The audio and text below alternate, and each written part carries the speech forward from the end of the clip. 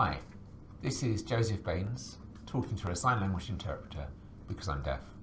So there'll be occasionally some pauses whilst the interpreter's working.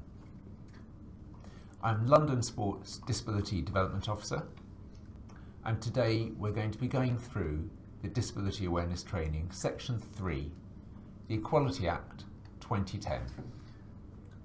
Now, a little bit of background information.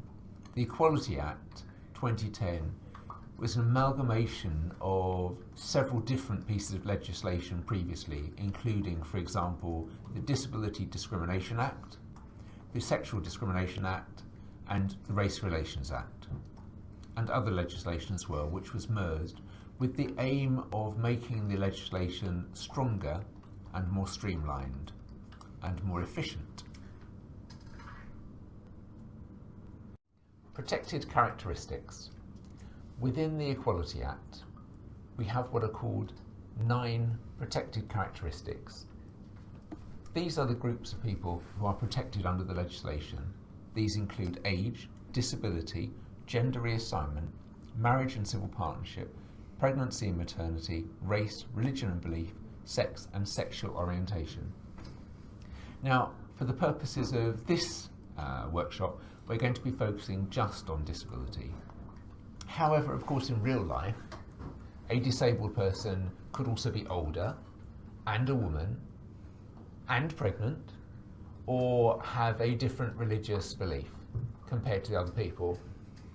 So if we're discriminating against someone on the basis of their impairment, it may well also be that they're being discriminated against on the basis of other protected characteristics. And so it does open up a can of worms. However, for this workshop, we're just going to be focusing on keeping things simple and focusing on disability as a protected characteristic. Disability as defined under the Equality Act.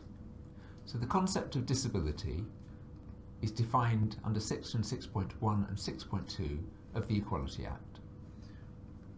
For a disabled person to receive protection under the Equality Act, they need to demonstrate that they are disabled, which could be, for example, through a medical assessment or medical evidence. Within the Equality Act, there is a description of 2 different kinds of impairment that would qualify. The first is physical and the second is mental. Now, of course, the language used is quite legalistic when they describe the 2 different impairments.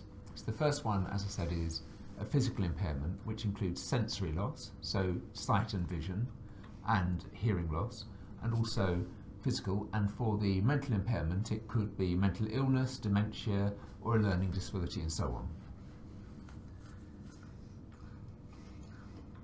Now, to receive protection under the Act, the disabled person has to have had an impact caused by their impairment which is substantial, so more than trivial, and it has to have a lasting impact, so over 12 months. And it must have an effect on their everyday lives, so for example, on their eating, drinking, walking, and so on, the things that most non-disabled people would take for granted.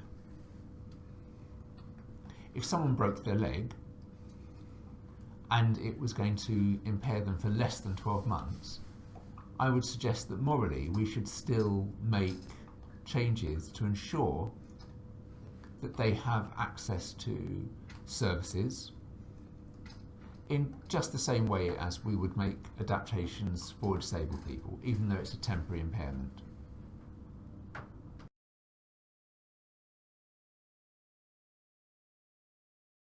The legal case. So the aim of the Equality Act is to eliminate discrimination against disabled people in a number of areas, including, for example, education, employment, and so on. Now, for service providers, they have a duty, a responsibility to make adjustments. And this is what we would normally describe as reasonable adjustments, and we'll talk more about these in later slides. The aim of the Equality Act is to make sure that the system is fair and services are fair in that they don't treat disabled people unfavourably as compared to non-disabled people. The law is not trying to put people and businesses out of business. If you remember earlier, we were talking about the business case. And so essentially, the better your service, the more accessible and inclusive it becomes, the more attractive it is to disabled people, and they're more likely to use your service again, recommend it to family and friends, and so on. So that effectively grows the business and your service and your reputation. So in turn, this will bring in an increased income. It's not about making your organisation lose money because of the adjustments that have to be made. Reasonable adjustment. If a service provider puts a disabled person in a substantial disadvantage in comparison to a non-disabled person for the same level of service, then that may constitute discrimination. So the aim of the Equality Act is to prevent that from happening by making sure that disabled people have the same level of access as non-disabled people. Organisations are required to take steps to make reasonable adjustments to avoid putting disabled people at that substantial disadvantage. The 3 legal requirements of the Equality Act 2010. There are 3 different ways of making reasonable adjustments. We're going to go through the 3 key areas.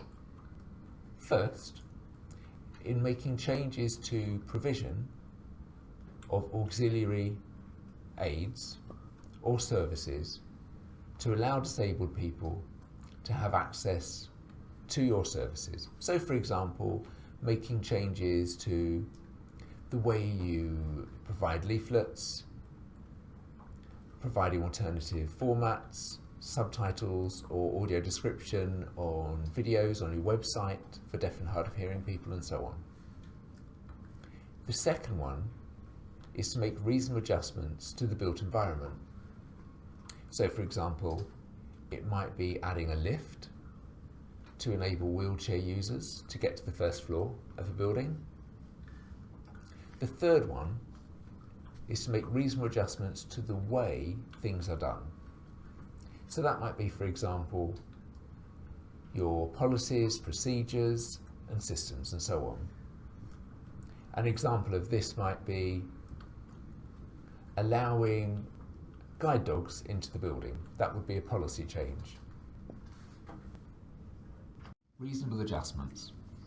Now, linked to the discussion we've just had about the 3 key areas of reasonable adjustment, I'd like us to carry on and do an exercise looking at this. So just take 5 minutes to do this exercise, and I'd like you to draw some bullet points up of the kinds of factors, the kinds of things that you need to consider when making a reasonable adjustment for a disabled person, as to whether that adjustment would be reasonable or not for your organisation. So when we go through this activity, I want you to consider, for example, if the adjustment would be reasonable in terms of, say, money or time.